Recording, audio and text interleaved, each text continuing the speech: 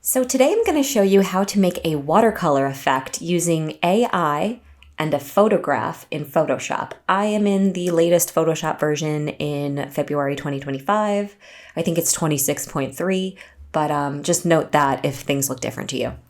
So I'm going to delete the watercolor layer, and I just have the photograph that I start with. Next step is to go to Channels. If you don't have your Channels panel, go to Windows, make sure that's checked off.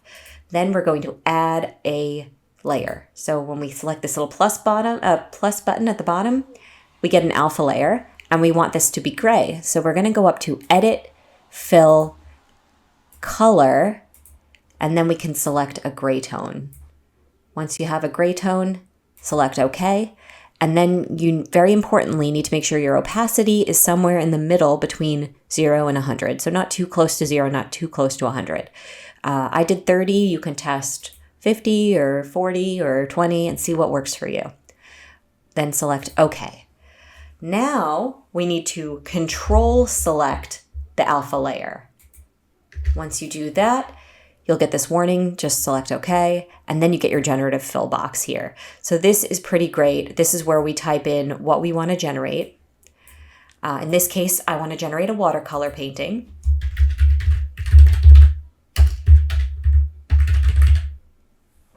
And generate.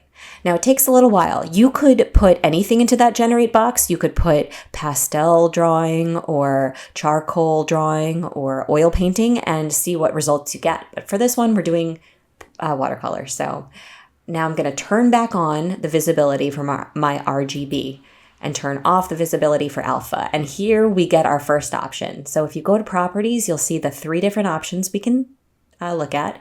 And this was not so bad. I like it. Let's see what our second option is. Oh, okay. Did a little speckles here. I kind of like the texture.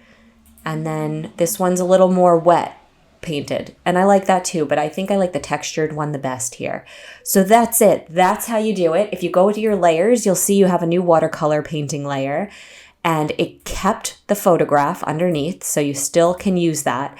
And sometimes I like to change the opacity, layer these on top of each other, kind of get some texture without changing the photograph entirely. You can regenerate it if you want to change it up a bit or get some different options. And that's how it goes. So I hope you found this helpful and you play around with it and create some stuff that you like.